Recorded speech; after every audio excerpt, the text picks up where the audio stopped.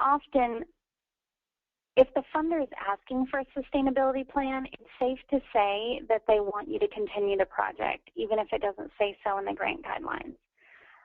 Sometimes I'll see this in grant guidelines or in RFPs where they don't talk about wanting to see the project continue for many years after the funding has expired, but then they'll ask about a sustainability plan.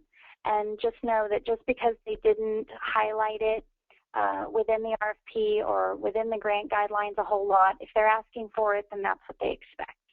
So go ahead and make sure that you pay good attention to it, and you provide them with an articulate plan saying how you're going to continue the project.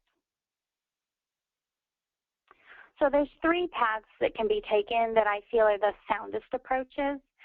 And the first one is you integrate all of the costs from your original budget into your general operating budget. This is kind of a best case scenario, I would say, and often you'll see this in much larger operating budgets of larger nonprofits. But for example, I've worked with large government organizations that, because the grant was along the same lines as their long-term goals and their strategic plan, once the grant had gone through the process of being implemented, and I say grant, I mean grant program, once it had been implemented and been successful, then I could go to the board and I could say, look at all the great things we've done.